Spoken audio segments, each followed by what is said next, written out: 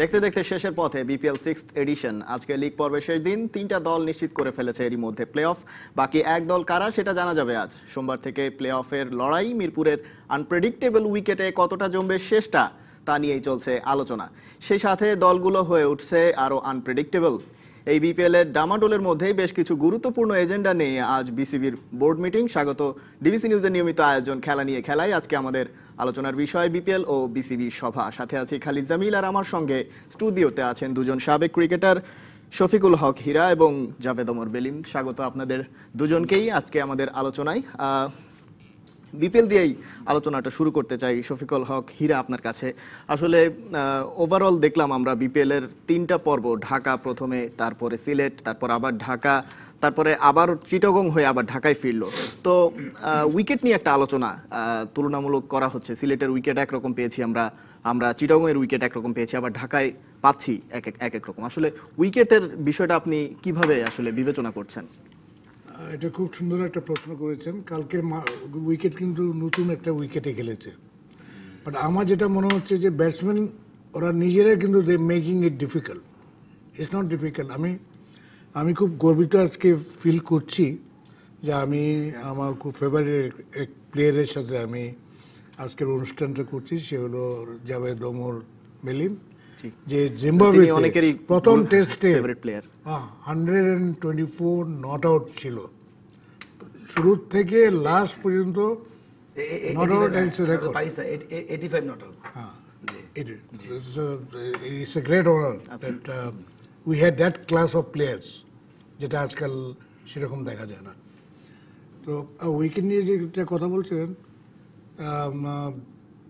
Chittagong wicket আমরা জানি যে ব্যাটিং সহায়ক, এবং প্রথম দিক দিয়ে যখন বিপিএলটা শুরু হয় তখন কিন্তু প্রত্যেকটা ক্যাপ্টেন ইনক্লুডিং ওয়ার্নার, যে এখানে খেলেও গেছে, কিন্তু দে ওয়ার আনসার্টেন যে কি মানে উইকেটটা কি হবে, কি বিহেভ করব, আগে বোলিং করব না আগে ব্যাটিং করব, দে ওয়ার অল কনফিউজড।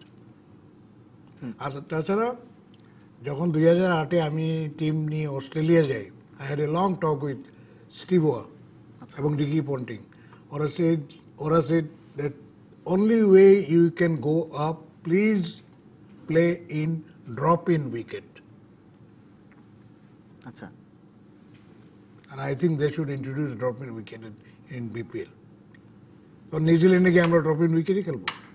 আচ্ছা, না উইকেটের যদি আমি পার্থক্যটা যদি আমি একটু জানতে চাই আপনার কাছে, যে চিটাগং এর উইকেট এবং ঢাকার উইকেট কিংবা সিলেটের উইকেটের মধ্যে কোনো পার্থক্য বা কি ধরনের পার্থক্য আসলে? এটা মাটিরও ব্যাপার আছে, উইকেট প্রিপারেশনের ব্যাপার আছে।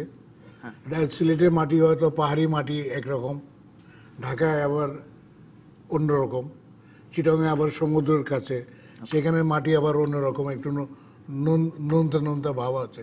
সুতরাং সব আপনি মিলিয়ে উইকেট সেভাবে প্রিপারেশন করতে পারবেন না। আর আমার মনে হয় যে আমাদের ক্রিকেটাররা সেরকমভাবে সময়ও পায়নি যে উইকেটগুলি ভালোভাবে প্রিপেয়ার করবো, কারণ সিলেটের আগে কিছু ম্যাচ হয়েছে,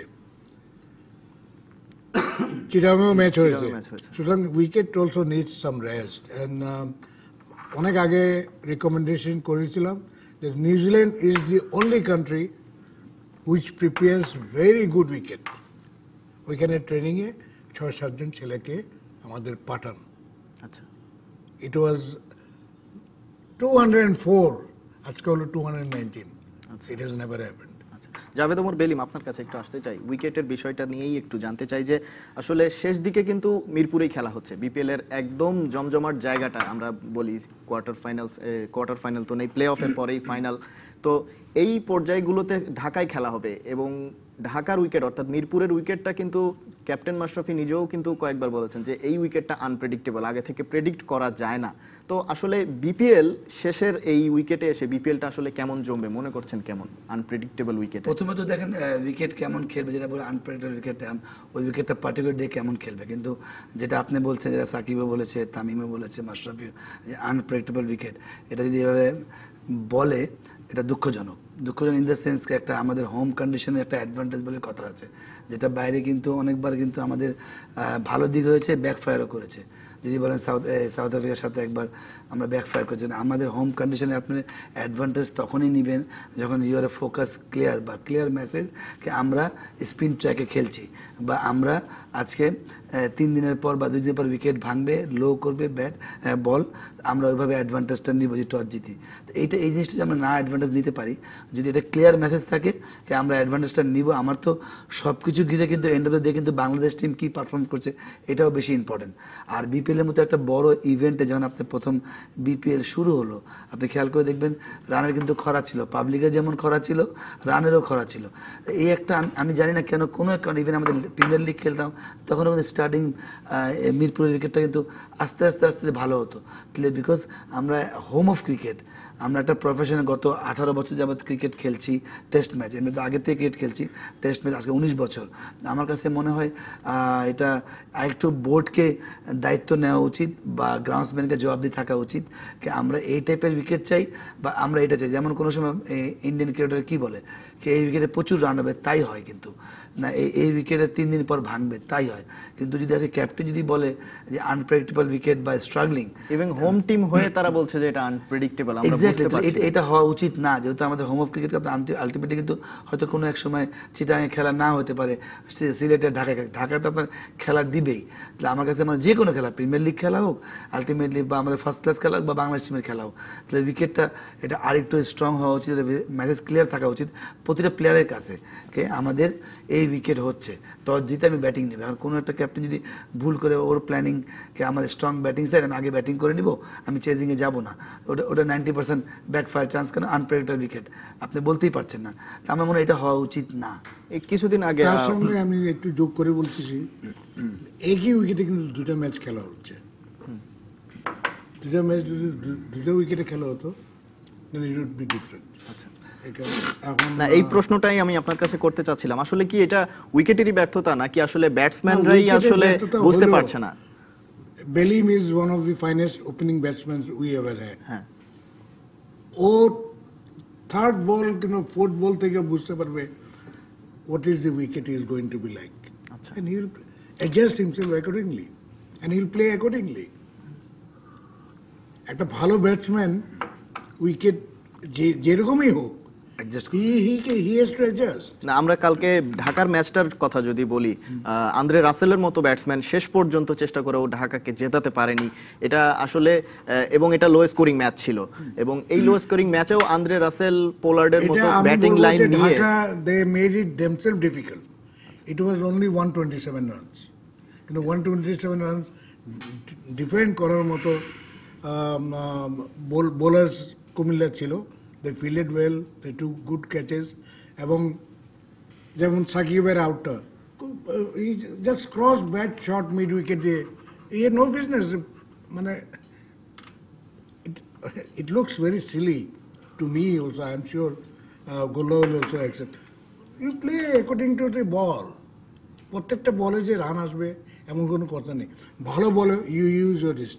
T20 আপনি দেখবেন জাভেদ মিয়ান্দার এবং Azharuddin the use their wrist. ভালো বল আসলো, আমি এটাকে খেলে আমি দেখবো যে আমার মিড উইকেট কি উইক ফিল্ডার, ওর আমার কাভার ফিল্ডারটা কি উইক, ওরা কিন্তু 30 ইয়ার্সে আছে, আমার রানার অলরেডি 5 গজ চলে আসছে, I can easily take a single even in অনেক ভালো বলে। কিন্তু এইগুলি কিন্তু আমার মনে হয় management or whatever it is ওরা ঠিক মতো বুঝাতে পারছে না। You don't go for big shots every time. আচ্ছা, আমরা পাওয়ার হিটার না, কয়েকজন আছে আমাদের মধ্যে পাওয়ার হিটার, সবাই পাওয়ার হিটার না এই কথাটা পাওয়ার হিটার হতে হলে আপনাকে বলটাকে আপনি ব্যাটের কাছে পেতে হবে। ব্যাটের কাছে না পেলে আপনি ব্যাটের থেকে যদি একটু বল যদি একটু শর্ট হয় দ্যাট উইল গো আপ। না এই কথাটা তামিম ইকবালও বললেন, প্রায় আমাদের বর্তমানে ওপেনিং ব্যাটসম্যান যিনি তিনি বলছেন যে আসলে ঝোড়ো একটা ইনিংস খেলতে প্রত্যেকটা বলে ছক্কা মারার প্রয়োজন নেই, দেখে শুনে খেলতে হবে, এবং সেই রীতিটা তিনি অনুসরণ করেন। কিন্তু এবারের বিপিএল এ সেরা 5 ব্যাটসম্যানের মধ্যে তামিম ইকবাল রয়েছেন, উঠে এসেছেন সম্প্রতি বিপিএল এ। কিন্তু সেরা 5 ব্যাটসম্যানের মধ্যে 3 জনই হচ্ছে বিদেশি প্লেয়ার, কিন্তু আবার বোলিং এর দিক থেকে আমরা দেখি যে সবাই বাংলাদেশের বোলার। তো এই বিষয়টাকে আসলে কিভাবে দেখছেন, যে বোলার ব্যাটসম্যানরা কি ভালো করতে পারছে না বাংলাদেশের, নাকি এখন বোলাররা দেখেন, বেশি ভালো করছে? সবচেয়ে মজার কথা হলো Rangpur riders, they went with one aim in their mind. ওদের মাইন্ডে কি ছিল? আমরা 200 রান করব এবং আমরা এটা ডিফেন্ড করতে পারবো, কারণ Mashrafe is a good bowler, Saiful swing করে ভালো, নিপু ভালো স্পিনার। ওদের বোলিং সাইড দিয়ে 200 রান যে কোনো টিমের এগেনস্টে ওরা ডিফেন্ড করতে পারবে। দে টুক দ্য 4 সলিড ব্যাটসম্যান, যারা 2 জন ক্লিক করলেই 200 রান, এবং আমরা এটা দেখেছি। Others did not plan it like that. That is why they went wrong. বোলাররা তো সবাই ভালো করছে, এই বোলারদের নিয়ে আসলে আপনার মতামত কি? মানে বাংলাদেশের বোলাররা টপে রয়েছে, তাসকিনের মতন বোলার যে কিনা জাতীয় দল থেকে ছিটকে গিয়েছিল। এই বিপিএল এর আমাদের পাওনাটা হলো Taskin has come out successful. 1 বছর ও টিমে বাইরে ছিল, he is bowled well. Even then আমি রিকমেন্ড করব, ও মাঝে মাঝে একটু শর্ট বল করে, he must be very careful. And also no ball he must be careful. No ball এবং একটু শর্ট যেটা করে সেটা, কিন্তু ওর লাইন অ্যান্ড লেন্থ অনেক ইমপ্রুভ। এই বছর he is really the find of BPL. ধন্যবাদ শফিকুল হক হীরা। আমাদের সময় হলো একটা বিরতিতে যাওয়ার। দর্শক, বিরতিতে যাচ্ছি, ফিরছি কিছুক্ষণের মধ্যে, সঙ্গেই থাকুন। আবারও স্বাগত খেলা নিয়ে খেলায়। আজকে আমাদের আলোচনার বিষয় বিপিএল ও বিসিবি সভা। সাথে আছি খালিদ জামিল। আমার সঙ্গে স্টুডিওতে আছেন দুজন সাবেক ক্রিকেটার, শফিকুল হক হীরা এবং জাভেদ ওমর বেলিম। জাভেদ ওমর বেলিম, আপনার কাছে আসতে চাই। আসলে বিপিএল নিয়ে কথা বলছিলাম, বোলারদের দাপট, ব্যাটসম্যানদের ব্যর্থতা, এই বিষয়গুলো নিয়ে কথা বলছিলাম। এখনো পর্যন্ত বোলাররা দাপট দেখিয়েই চলেছেন। তাসকিন যদিও কিছুটা ইনজুরিতে পড়েছেন গতকালকে ফিল্ডিং করতে গিয়ে। আসলে বোলারদের এই বিষয়টাকে কতটা, মানে সামনের দিনগুলোতে, আমাদের সামনে ওয়ার্ল্ড কাপ, বিপিএল এর আগে ওয়ার্ল্ড কাপ, এই বিষয়টাকে সামনে রেখে, যেহেতু ইংল্যান্ডের উইকেট, সেখানে পেসারদের একটা ব্যাপার আছে, তো পেস বোলিং এর দিক থেকে বাংলাদেশ কতটা এগিয়েছে বিপিএল দেখে কি মনে হচ্ছে? আর দেখেন, বরাবরই প্রফেশনাল লেভেলে এগুলা আমার মনে হয় প্রফেশনাল লেভেলে আসবে, রান করতে, বল করতে, এটা এত কাউন্ট হবে না। যেটা কোচ কিন্তু স্পষ্ট মেসেজ দিয়েছেন, কে এটা কিন্তু ফ্রন্ট অফ মিডিয়া বলা উচিত ছিল না, কে এই বিপিএলে আমরা ওয়ার্ল্ড কাপের কোনো কনসিডার রাখবো না। আমার মনে হয় হয়তো তাদের একটা প্ল্যান থাকতে পারে, কিন্তু বাট এটা কিন্তু ফ্রন্ট অফ মিডিয়া আসা উচিত না। তাহলে আমার মনে হয় যে কোনো প্লেয়ার যারা পারফর্ম করে, যদি তাসকিন দলে আছে, তা আজকে যদি তাসকিন না জানতো সে দলে নাই, সে কিন্তু অটোমেটিক ডিপ্রাইভ হতো বা মেন্টালি আপসেট হতো। আর আপনি এটা বললেন যে ন্যাচারালি বোলার দাপটের জন্য যেটা আমরা কনসিস্টেন্ট ভালো উইকেট পাইনি, কারণ ঢাকাতে উইকেট অতই আপ টু দ্য মার্ক ছিল না, আবার সিলেটে গিয়ে একটু রান হয়েছে, আবার চিটাগাং গিয়ে ভালো রান হয়েছে। তো ওই জন্য ওই স্ট্রাগলের জন্য আমার মনে হয় যেটা আমাদের বোলার ফুললি অ্যাডভান্টেজ নিয়েছে। কারণ আপনাকে মাথায় রাখতে হবে, যেটা আমরা একটা কথা বলি, ইউজ অফ উইকেট। তাই এখন বাইরের ব্যাটসম্যানরা এসে অ্যাডজাস্ট করে ফেলেছে, হয়তো কোনো কারণে পেস বোলাররা ওভাবে অ্যাডজাস্ট করতে পারেনি, ওই অ্যাডভান্টেজটা আমরা নিয়েছি, it is very good sign. But যে কোনো পারফরমেন্স বা যে কোনো টুর্নামেন্টে যখন বাংলাদেশি প্লেয়াররা ভালো খেলবে, এটা of course when they are finish with the good note, তাহলে এটা অবশ্যই তাকে মেন্টালি বলেন বা কনফিডেন্স লেভেল বলেন, তাকে অবশ্যই ওই ট্যুরে কাজে লাগবে। যেটা তাসকিনের ক্ষেত্রে হয়েছে, হীরাভাই বললেন তাসকিন আউট অফ টিম ছিলেন, তারপরে এখন সুযোগ হয়েছে উইথ ইজ আ গুড নিক। তো এটা হয়তো নিউজিল্যান্ডে অবশ্যই এই বুস্ট আপটা তাকে কাজে দিবে বা এই কনফিডেন্স সে কাজে লাগাবে। আমার মনে হয় এই যখন বাংলাদেশি প্লেয়ার কোনো পারফর্ম করে, সেটা ব্যাটিংয়ে হোক সেটা বোলিংয়ে হোক, তখন একটা গুড নিউজ ফর বাংলাদেশ। কারণ বিপিএল করার উদ্দেশ্য মানে অনেকগুলো আমাদের পারপাস সার্ভ, কিন্তু আমি মনে করি আরও বিপিএল বেস করে আরও অনেক ইমপ্রুভের জায়গা আছে, যেটা আমি মনে করি ক্রিকেট বোর্ড হয়তো বলা খুব সহজ, করা এত ইজি না। ক্রিকেট বোর্ড চেষ্টা করে, কিন্তু আমার মনে হয় যেহেতু এখন আমরা প্রফেশনাল লেভেলে লাস্ট গত 19 বছর যাবত টেস্ট খেলছি বা প্রফেশনাল লেভেল খেলছি, আর ওডিআই আমরা টপ ক্রিকেট খেলছি, তো আমার মনে হয় কিছু কিছু মেসেজ ছিল বা কিছু কিছু প্ল্যানিং আমি হয়তো আমি জানি না, আমার সে একমত হবে না, এটা আরেকটু ক্লিয়ার থাকা উচিত। সেটা দল বদলের ক্ষেত্রে হোক, সেটা একটা কাউকে টিমে নেওয়ার ক্ষেত্রে হোক, সেটা বিপিএল এর ক্ষেত্রে হোক। তো এই ফ্রন্ট অফ মিডিয়া একজনই কথা বলবো, যেটা কিন্তু আমরা খুবই মানে দুঃখজনক হলেও অনেক কিছু আমরা মিডিয়ায় আসে, পরে জিজ্ঞেস করলে মানে স্টেট না হয়। তাহলে আমার কাছে মনে হয় প্রফেশনাল লেভেল এগুলো হওয়া উচিত না। স্পষ্ট মেসেজ দেওয়া উচিত, কেন 16 কোটি মানুষ ক্রিকেট নিয়ে মাথা ঘামায়, বা যারা ক্রিকেটের সঙ্গে ইনভলভ তারাও কিন্তু জানতে চায় এক্স্যাক্টলি হোয়াটস গোয়িং অন। কারণ সবারই জবাবদিহি থাকলে কিন্তু আপনি যে কোনো জিনিস, সেটা অফিস হোক, সেটা খেলার মাঠ হোক, বা ক্রিকেট বোর্ড হোক, যখন জবাবদিহি বা দেশ হোক, জবাবদিহি থাকলে কিন্তু আপনি ইমপ্রুভ করবেন। এখন আপনি যদি একটা মেসেজ দিয়ে ফ্রন্ট অফ মিডিয়া ওটাকে আপনার উপরে অন্যভাবে যদি আপনি বলেন যে না এটা এভাবে বলা নেই এভাবে, তাহলে হয় কি মানে ওই কাজের যে জবাবদিহি ওটা প্রফেশনাল হয় না, ইট লুকস ভেরি মানে ছোট মনে হয়। তাহলে আমার মনে হয় যদি আমরা এত টপ লেভেলে ক্রিকেট খেলছি, কিছু কিছু পলিসি আর কিছু কিছু ফ্রন্ট অফ মিডিয়া যে কথাবার্তা, সেটা প্লেয়ারের ক্ষেত্রে হতে পারে, সেটা বোর্ডের ডাইরেক্টর ক্ষেত্রে হতে পারে, সেটা ক্যাপ্টেনের ক্ষেত্রে হতে পারে। আমার মনে হয় এটা মেসেজটা ক্লিয়ার অ্যান্ড স্পষ্ট হওয়া উচিত front of media specially. Plan থাকতে পারে নিচে যে আমরা ওকে নিয়ে এই কাজ করব, ওকে আমরা নিব না, বাট ফ্রন্ট অফ মিডিয়া আসা উচিত না। কেন? এই জন্য তো বলে যে ড্রেসিং রুম বা যে কোনো উই আর ফ্যামিলি।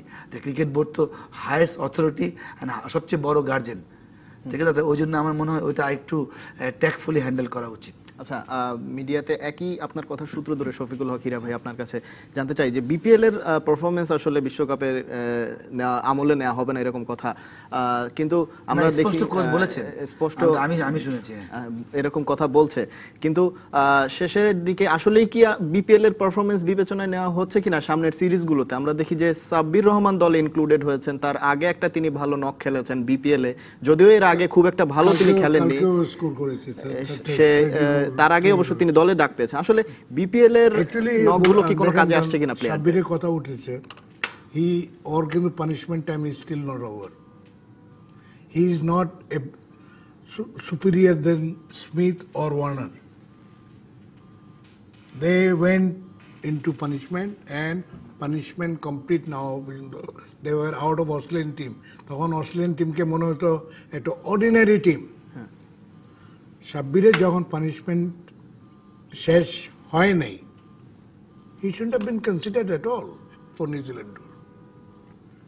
ঠিক আছে, আমরা একটু খারাপ করবো, doesn't matter. But once his punishment time is over, তারপরে যদি ফর্মে থাকে, if he's fit enough Bangladesh টিমে আসার জন্য। না, এই বিষয়টা নিয়ে আলোচনা চলছে অনেকদিন ধরে, সাব্বির রহমানের বিষয়টা নিয়ে অনেকদিন ধরে দলে ডাক পাওয়ার পর থেকে আলোচনা চলছে, এবং দল ঘোষণার সাথে সাথেই প্রধান নির্বাচক এটাও বলে দিয়েছেন যে এটা অধিনায়কের কনসিডারেশন, এবং প্রধান অধিনায়ক সেটা স্বীকারও করেছেন, এবং পরবর্তীতে আসলেই মানে প্রক্রিয়াটা আসলে কি হওয়া উচিত ছিল, যেহেতু একজন নিষিদ্ধ ছিলেন তিনি। আমি দীর্ঘদিন ধরে বাংলাদেশ দলের ম্যানেজার ছিলাম, আমি মাশরাফিকে খুব ভালো করে জানি, এবং he is a very very nice gentleman, এবং ও ক্যাপ্টেনই হয়েছিল when I was the manager of the Bangladesh team in West Indies tour, যেটা আমরা হোয়াইট ওয়াশ করেছি। মাশরাফি বলেছে আমি ওর কথা বলেছি, আই হ্যাভ রিকমেন্ডেড, ও বলে নাই যে ওকে দলে নিতে হবে। আচ্ছা, ও ক্লিয়ারলি বলেছে টু দ্য মিডিয়া, আমি তো বলিনি ওকে দলে নিতে হবে, আমি ওর নাম নিয়েছি, বলছি আমাদের 7 নম্বরে একটা ব্যাটসম্যান ওইরকম সাব্বিরের মতো থাকা প্রয়োজন, যে রান দিতে পারবে এবং big hitter. He is one of our big hitters, কিন্তু ওইটা মিসিং ছিল, মিসিং আছে আমাদের 7 নম্বর 8 নম্বরে। সেই জায়গাটা যদি পূর্ণ হয়ে যায়, দেন আমরা টি-20তে অনেক ভালো খেলবো, এবং ওডিআইতেও ভালো খেলবো যখন রান দরকার পড়বে। সেই কথাটা হি হ্যাজ জাস্ট রিকমেন্ডেড। আচ্ছা, এখন যখন রিকমেন্ড করে ক্যাপ্টেন, তখন ন্যাচারালি চিফ সিলেক্টরও একটু কনফিউজ থাকে। আচ্ছা, আমরা আরো আলোচনা করব এই বিষয়ে, তার আগে একটা বিরতির সময় হয়েছে, সময় হলো আরেকটা বিরতির। খেলা নিয়ে ফিরছি একটু পরেই, সঙ্গেই থাকুন। আবারও স্বাগত খেলা নিয়ে খেলায়। আজকে আমাদের আলোচনার বিষয় বিপিএল ও বিসিবির বোর্ড সভা। সাথে আছি খালিদ জামিল, আমাদের সঙ্গে স্টুডিওতে আছেন দুজন সাবেক ক্রিকেটার শফিকুল হক হীরা এবং জাভেদ ওমর বেলিম। দর্শক, আলোচনা করব এবারে বিসিবির বোর্ড সভা কিছুক্ষণের মধ্যে শুরু হবে। এই বোর্ড সভায় কি কি এজেন্ডা থাকছে সে বিষয়ে আমাদের একটি প্রতিবেদন রয়েছে, তার আলোচনার আগে প্রতিবেদনটি দেখে নিতে চাই একবার। শনিবার সকালে মিটিংয়ে বসছে বিসিবির কর্তারা। বেশ কিছু বড় ইস্যু নিয়ে হবে আলোচনা। সেই আলোচনায় সবচেয়ে বেশি গুরুত্ব পাচ্ছে পূর্বাচলে ইন্টারন্যাশনাল ক্রিকেট স্টেডিয়াম নির্মাণের তাগাদা। জমি বুঝে পেয়েছে বিসিবি, এখন কাঠামো গড়ার পালা। পূর্বাচলে আমরা জমি পেয়েছি সরকার থেকে, তো এই জমি আমাদের নিয়ে আমরা কি করব, আগামীতে কি হবে, কিভাবে আমরা আগাবো স্টেডিয়াম করার জন্য। তো তো এই জন্য এটার উপরও একটা গুরুত্বপূর্ণ একটা আলাপ আলোচনা আছে বোর্ডে। বিসিবি সেন্ট্রাল প্লেয়ার কন্ট্রাক্টে আসতে পারে লিটন দাস। কর্তাদের কেউ মুখে না বললেও জানা গেছে এমন কথা। সাম্প্রতিক ভালো পারফরমেন্সে পুরস্কার হিসেবে রুকিতে যুক্ত হতে পারেন আবু জায়েদ রাহি ও নাইম হাসান। আসছে আইসিসি বিশ্বকাপে পরিকল্পনা নিয়েও থাকবে আলোচনা। পাশাপাশি ঢাকা প্রিমিয়ার লিগ ক্রিকেটের দিন তারিখও ঠিক হবে এদিন। আলোচনায় আসবে জাতীয় দলের প্লেয়ারদের ডিপিএল এর অংশগ্রহণের বিষয়টিও। বিসিবি প্রধানের দাওয়াতে বিপিএল ফাইনাল দেখতে ঢাকায় আসছে আইসিসি চেয়ারম্যান শশাঙ্ক মনোহর। তাকে দেওয়া হবে গ্র্যান্ড রিসিপশন। একই সাথে আইসিসি চেয়ারম্যানের কাছ থেকে কিছু আদায় করে নেওয়ার মতলবও আছে বিসিবির। আইসিসি চেয়ারম্যান শশাঙ্ক মনোহর উনি আসছেন, হয়তো উনি 6 তারিখ আসবেন। তো ওনাকে নিয়ে আমাদের কি প্রোগ্রাম হবে না হবে এইগুলো নিয়ে বিস্তারিত আলাপ হবে। Imran Hussain, DBC news, Dhaka. বিসিবির বোর্ড সভা নিয়ে সর্বশেষ তথ্য জানাতে আমাদের সঙ্গে মিরপুর থেকে শেরেবাংলা স্টেডিয়াম থেকে সরাসরি যোগ দিচ্ছেন হাসান মাহাদি। মাহাদি, আলোচনার বেশ কয়েকটি বিষয় নিয়ে আমরা আগে জানতে পেরেছি, গতকালই জানতে পারলাম। এরপর আর আপডেট কি রয়েছে আপনার কাছে সেটা একটু জানান আমাদের।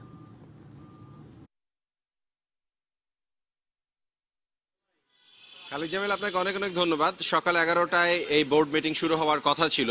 ইনফ্যাক্ট এই বোর্ড মিটিংটা কিছুক্ষণ আগে 5 মিনিট আগেই শুরু হয়েছে।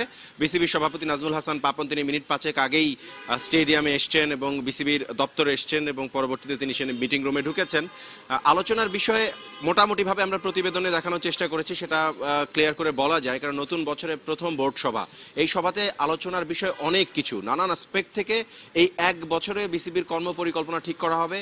আপনি যেটা প্রতিবেদনে দেখানো হচ্ছিল আমাদের প্রতিবেদনে, সেখানে আমরা দেখলাম যে পূর্বাচল স্টেডিয়ামের জমির বরাদ্দ পেয়ে গেছে বিসিবি, তাদের হাতে সেই জমি। এখন সেখানে ইনফ্রাস্ট্রাকচার ডেভেলপমেন্টের জন্য যেই কাজটুকু, যে সিদ্ধান্তটা নেওয়া হবে, কিভাবে নেওয়া হবে, বাজেট করা হবে, সেসব বিষয়ে সিদ্ধান্ত হবে। অ্যাট দ্য সেম টাইম ঘরোয়া ক্রিকেট, ডোমেস্টিক ইনফ্রাস্ট্রাকচার ডেভেলপমেন্টের কাজেও কথা হবে। ডিপিএল সামনে আছে, ডিপিএলে ন্যাশনাল ক্রিকেটাররা খেলবে কি খেলবে না এই ধরনের একটা প্রপোজাল আছে। কারণ Zimbabwe, West Indies back to back 2টা সিরিজ খেলার পরে বিপিএল এর পর এই ফেব্রুয়ারি 13 তারিখ থেকে কিন্তু শুরু হয়ে যাচ্ছে নিউজিল্যান্ড সিরিজ। নিউজিল্যান্ড থেকে ফিরে এসে বাংলাদেশ দল হাতে খুব একটা সময় পাবে না, তারা আয়ারল্যান্ডে যাবে, একটা ট্রাই নেশন খেলবে, দেন ওয়ার্ল্ড কাপ।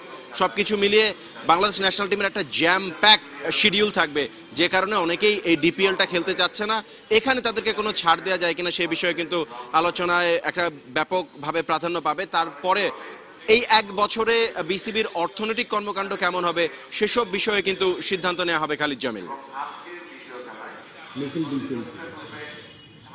ধন্যবাদ হাসান মাহাদি আপনাকে। সহকর্মী হাসান মাহাদি জানাচ্ছিলেন বিসিবি বোর্ড সভার সর্বশেষ খবরাখবর। জাবেদ ওমর বেলিম, আপনার কাছে জানতে চাই, আসলে আজকের বোর্ড সভায় মূল আলোচনা কিন্তু বিশ্বকাপের বাংলাদেশের প্রস্তুতি, এটাই হওয়ার কথা স্বাভাবিকভাবে। বিশ্বকাপের বছর এবং বেশ অনেক আগে থেকেই এটার প্রস্তুতি শিডিউল করে বাংলাদেশ দল কিন্তু করছে। আয়ারল্যান্ড সফর রয়েছে, এর আগে নিউজিল্যান্ড, কন্ডিশনের সাথে মানিয়ে নেওয়ার। আসলে প্রস্তুতিটা আপনার কাছে কেমন মনে হচ্ছে, বাংলাদেশের টিমের প্রস্তুতি? দেখেন, এটা আসলে এখন স্টিল 2-3 মাস আপনার কোনো বেশি, আমি চাই যে বেশি নার্চার না হয়। যা হওয়ার দল কিন্তু অলমোস্ট একটা কিন্তু সিলেক্টররা বলেন বা ফরওয়ার্ড বাই ক্রিকেট বোর্ড তার একটা দল কিন্তু মাথায় রেখেছেন। যদি এক্সট্রা অর্ডিনারি কিছু আল্লাহ না করুক ইনজুরি না হয় বা ওরকম পারফরমেন্সকে একদম কন্টিনিউ খারাপ করেছে, এই না আমরা সেম দলই থাকবে, হয়তো 19-20 হতে পারে। তাহলে আমার মনে হয় এটার এত মাথা ঘামানোর কিছু নাই। ক্রিকেট বোর্ড এখন মানে বাংলাদেশ ক্রিকেট দল ভেরি প্রফেশনাল, ওডিআই ভালো খেলে আসছে। স্পেশালি আমাদের যে 5-7 জন সিনিয়র প্লেয়ার, তাদের উপর সবারই চোখ থাকবে, কেন ওরা কিন্তু জুনিয়ররা অবশ্যই ভালো করবে আমার বিশ্বাস, কিন্তু ওরা ভালো করলে আরও আমরা হেলদি পারফরমেন্স পাবো। কারণ এক্সপিরিয়েন্স কথা আছে, তারা আজকে বাংলাদেশ ভালো করার পিছনে এই 5-7 জন আউটস্ট্যান্ডিং পারফরমেন্স করেছে। তাহলে আমার মনে হয় এদের প্রিপারেশনের অবশ্যই তারা প্রিপারেশন রেখেছে। খালি একটা মাথায় রাখতে হবে, তাদের ফর্ম বা নিক বা যেটা মেন্টাল বা প্রিপারেশন থাকে, ওরা ওটা যদি ভালো করে করতে পারে তাহলে আমার বিশ্বাস যে তারা ভালো খেলবে। আর আরেকটা বিষয় আছে যে ইংল্যান্ডের বিশ্বকাপ, তো এখন এটা ডিপেন্ড করে মে মাসে কিন্তু বাংলাদেশ টিম, যদি আমি ইংল্যান্ডে অনেকবারই খেলেছি, আমার কাছে মনে হয় উইকেট কেমন বিহেভ করে। যদি ওই মে মাসে উইকেট কিন্তু বৃষ্টি শেষ হয় তখন কিন্তু একদমই আরম্ভ হয়, তখন ওই জায়গাটা উইকেটে ময়েশ্চার বলেন বা ওয়েট উইকেট বলেন, তখন কিন্তু স্ট্রোক খেলা খুব টাফ। আবার যখন জুনের দিকে উইকেট ট্রিমেন্ডাস বিউটিফুল। তো আমার বিশ্বাস যে বাংলাদেশ টিম প্রথম দিকে হয়তো স্ট্রাগলিং করতে পারে, মাথায় রাখতে হবে যে এটা আপনি স্ট্রোক খেলে ফেললে হবে না। আমার বিশ্বাস যে ওরা ভেরি ম্যাচিউরড, সাকিব অলরেডি কাউন্টিতে খেলেছে, আগেও বাংলাদেশ অনেকগুলো ট্যুর করেছে, তামিম 100 মেরেছে ওখানে গিয়ে। আমার মনে হয় মেন্টাল প্রিপারেশন খুব ইম্পর্টেন্ট, যেটা মানে প্র্যাকটিক্যাল তো ওরা দে আর অল এস্টাবলিশ, কারণ অলমোস্ট সবাই 150-200 ওয়ানডে খেলে ফেলেছে, দোজ যারা মেইন প্লেয়ার, যারা জুনিয়র হয়তো কিছু কম খেলেছে। তাহলে আমার মনে হয় মেন্টাল প্রিপারেশনটা খুব ইম্পর্টেন্ট হবে এই ট্যুরের জন্য। উইকেটের কথা বলছিলেন আপনি, আসলে আমরা আশা করি বা সবাই আশা করে যে ওয়ার্ল্ড কাপের মতো একটা আসরে উইকেটটা হবে স্পোর্টিং উইকেট, এরকম একটা আশা সবারই থাকে। আইসিসি যে কোনো ইভেন্ট কিন্তু অলওয়েজ এটাকে মনিটর করা হয়, কেউ অ্যাডভান্টেজ নেয় না সাধারণত। তো অ্যাডভান্টেজ নেওয়ার ওইরকম সুযোগ নেই দ্বিপাক্ষিক সিরিজের মতো, কিন্তু যদি আপনি যেটা আবহাওয়ার কথা বললেন যে বৃষ্টির কারণে উইকেটটা একটু অন্যরকম হতে পারে, সেক্ষেত্রে স্ট্রোক খেলা কঠিন হবে, সেক্ষেত্রে বাংলাদেশ টিমের বোলিং লাইনটা আসলে কি স্পিন নির্ভর নাকি পেসার দিয়ে সাজাতে হবে? অবশ্যই ওখানে আপনার ফাস্ট বোলিং হেল্প লাগবেই। আপনি হয়তো আপনার সাকিব আল অটো চয়েস, সাকিব আল হাসান ওই মানে অলরাউন্ডার হিসেবে একটা হয়তো স্পিনার নিয়ে খেলতে পারে, একটা স্পিনার, কিন্তু আপনাকে ওই 50 ওভারের জন্য আপনাকে মিনিমাম 3টা ফাস্ট বল নিয়ে ঢুকতে হবে বা 4টা ফাস্ট বল নিয়ে ঢুকতে হবে। কেন এটা একটা বলছি যে ইটস নট লাইক দ্যাট কি আপনি উইকেট বড় সুইং করতে এক্সট্রা বাউন্স, ওটাও একটা কিন্তু ইউজ অফ উইকেট একটা কথা আছে। আপনি কিন্তু যারা ম্যাচিউরড, যারা আমাদের স্টাফ বলি, মাশরাফি বলি, এরা তো করবে, কিন্তু যারা ইয়াং যাবে আমার বিশ্বাস যে যারা ম্যাচিউর বা কোচ বা যারা সঙ্গে থাকবেন তারা বলবেন কি, কেন অনেক সময় হয় কি যে যখন এরকম এক্সট্রা বাউন্স অনেক সুইং করে প্রথম বোলার এক্সাইট হয়ে যায়, তারা চায় এক্সট্রা কিছু করতে, ওখানে আপনাকে জায়গায় বল করতে হবে, যে কোনো ক্ষেত্রে জায়গায় বল ইম্পর্টেন্ট। আর ইংলিশ কারণে আরও বেশি, কারণ আপনি একটু শর্ট অফ প্লেন তারা মানে very master in pool shot, কারণ তারা ওইটার জন্যই বসে থাকে, সবসময় চেষ্টা করে কে সুইং করার। কিন্তু ওই ম্যাচিউর বোলারেরও কিন্তু একটা ভালো পরীক্ষা হবে, ব্যাটসম্যানের যেমন পরীক্ষা হবে। ইটস নট লাইক দ্যাট কে বোলিং উইকেট বলাররা গিয়া উড়ায় ফেলবে, ইটস নট লাইক দ্যাট। আমার কাছে মনে হয় বোলারদেরও কিন্তু ম্যাচিউর বোলিং করতে হবে, যেটা আমি বলেছি মেন্টাল প্রিপারেশনটা খুব ইম্পর্টেন্ট, কি আমি কোন স্লটে বোলিং করতে চাই, কিভাবে করবো ওইটা, কারণ প্র্যাকটিস যা হওয়ার মোর দেন এনাফ। আপনি রাতোরাত একদম পুরা চেঞ্জ করতে পারবেন না প্র্যাকটিস করে নিজেকে। এখন শুধু নিজেকে মানে মেন্টালি প্রিপারেশনকে একটা বড় স্টেজ, মিডিয়া থাকে, পাবলিক থাকে, 16 কোটি মানুষ বা ওয়ার্ল্ড ওয়াইজ ক্রিকেট দেখে, ওয়ার্ল্ড কাপ বলে কথা। তো এই জন্য আমি মনে হয় মেন্টাল প্রিপারেশনটা খুব ইম্পর্টেন্ট, ফলোড বাই ওয়ার্ল্ড কাপকে আমি ইম্পর্টেন্ট দিই। কেন আমরা এখনও টপ ক্রিকেট খেলছি, কিন্তু এখন কিন্তু আমরা টেস্টে স্ট্রাগলিং করছি, 8 নাম্বার 7 নাম্বার 6 নাম্বার এরকমই থাকছি। তখন আপনি যখন এই ওয়ার্ল্ড কাপের মতো বড় ইভেন্টে, ইমোশনাল ইভেন্ট, যখন আপনি একটা টপ রেজাল্ট করবেন, যেটা আমরা অস্ট্রেলিয়ায় করেছি, যেটা আমাদের সময় আমরা ওয়েস্ট ইন্ডিজে করেছিলাম, তখন হয় কি এই ওয়ার্ল্ড কাপকে বেস করে যেটা স্ট্রাকচার ওয়াইজ যেটা আমাদের ক্রিকেট ইমপ্রুভ করা অনেক সুযোগ আসে। স্পন্সর বলেন, পূর্বাচল স্টেডিয়াম, আমরা এই ওয়ার্ল্ড কাপের টপ ক্রিকেট খেলি, তখন কিন্তু একটা মানে গভর্নমেন্ট লেভেল বলে আইসিসি লেভেল মানে প্রচুর একটা যেটা সুযোগ আসে, অপরচুনিটি কথা বলার। তখন আপনি এগুলো বড় ইভেন্টে, এশিয়া কাপ, ওয়ার্ল্ড কাপ, তখন আমার মনে হয় ওই ওয়ার্ল্ড কাপকে যেন আমার খুব ইম্পর্টেন্ট মনে হয়। কেন কি ভালো পারফরমেন্স করলেই স্পন্সরের ব্যাপার থাকে, আইসিসি একটা ব্যাপার থাকে কথা বলার, তখন হয় কি যে এই টাইপের যে পূর্বাচলের মতো মাঠ আমাদের জন্য খুবই ইম্পর্টেন্ট। কারণ আমরা কিন্তু এখন পর্যন্ত 19 বছর স্টিল কিন্তু আমরা মাঠ নিয়ে স্ট্রাগলিং করি। তাই ওই জন্য আমার মানে এই মাঠটা আর একটু মানে একটু সময় নিয়ে হলেও মাস্টার প্ল্যানে বানানো উচিত, যাতে যে কোনো দল আন্ডার 19 বা আন্ডার 18 যারা স্ট্রাগলিং করে প্র্যাকটিসের জন্য, বাংলাদেশ কিন্তু হাইয়েস্ট প্রায়োরিটি পায়, কিন্তু যারা এই টাইপের প্লেয়াররাও কিন্তু অনেক স্ট্রাগলিং করে প্র্যাকটিসের জন্য। আমার মনে হয় এটা একটু চিন্তা করা উচিত। ক্রিকেটে অনেক প্লেয়ার ভালো করার পরেও প্রিমিয়ার লিগের টপ প্লেয়ার কিন্তু গিয়ে প্র্যাকটিস করতে পারে না, কোথায় প্র্যাকটিস করবে? ক্লাব ক্রিকেট তো শেষ। তাহলে আমার মনে হয় এটা যারা আন্ডার 19 বা 18 বা মেয়েদের ক্রিকেট রিপ্রেজেন্ট করে, তাদেরকে ওই প্র্যাকটিসের টপ ফ্যাসিলিটি তারাও ইউজ করতে পারে, ফলোড বাই বাংলাদেশ টিম। আচ্ছা, শফিকুল হক হীরা, আপনার কাছে একটু আসতে চাই। বিশ্বকাপ নিয়ে কথা বলছিলাম, বিশ্বকাপের স্কোয়াড নিয়ে কথা বলছিলাম। দুটো জায়গায় নির্বাচকরা বেশ চিন্তিত দেখা যায় যে কোনো টুর্নামেন্টের আগেই দল সাজানো নিয়ে। একটা হচ্ছে তামিম ইকবালের সাথে ওপেনিং কাকে করানো হবে একটা, আর শেষের দিকে ফিনিশিং এ হচ্ছে একটা সমস্যা 7 নম্বরের যেটা। সেখানে এখন বলা হচ্ছে যে এই মুহূর্তে সাব্বির ছিলেন বেস্ট চয়েস, সে কারণেই নিউজিল্যান্ড সিরিজে তাকে অন্তর্ভুক্ত করা হচ্ছে। আসলে আপনার কাছে কি মনে হচ্ছে যে এই দুই জায়গায় বাংলাদেশের বিকল্প আসলে কি? আমাদের সবচেয়ে weak point is fitness. We are not fit enough to play so many games continuously. আমরা বিপিএলেই দেখে নিয়েছি যে ইনজুরি চলে আসতেছে, সামনে এত বড় একটা ট্যুর, 3টা টেস্ট ম্যাচ, 3টা ওডিআই এবং T20, সেখানেও কিন্তু ফিটনেসের ব্যাপার আসবে নিউজিল্যান্ডে।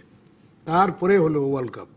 We will know exactly our situation New Zealand ট্যুরের পরে।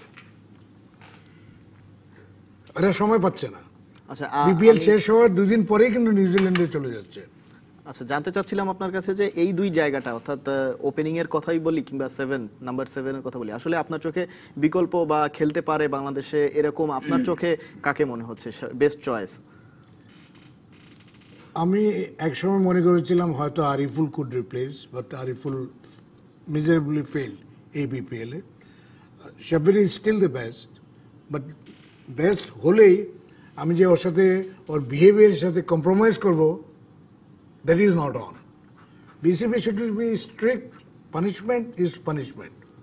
অস্ট্রেলিয়া যখন ছাড়েনি ওদের টপ 2টা প্লেয়ার ইনক্লুডিং দ্য ক্যাপ্টেন, আমরা কেন রিল্যাক্সড হবো? আচ্ছা, ঘরোয়া ক্রিকেটের একটু আমাদের শেষ করতে হবে, আমাদের শেষের পথে আমরা প্রায় একটা প্রশ্ন দিয়ে আসলে শেষ করতে চাই। ঢাকা প্রিমিয়ার লিগ শুরু হতে যাচ্ছে, জাতীয় দলের প্লেয়াররা বাইরে চলে যাচ্ছে, আসলে ঘরোয়া লিগের এই ঢাকা প্রিমিয়ার লিগে জাতীয় দলের প্লেয়ারদের আসলে থাকাটা কতটা গুরুত্বপূর্ণ? ডেফিনেটলি গুরুত্বপূর্ণ। তো ওরা থাকলে টিমগুলো আরো ভালো হবে।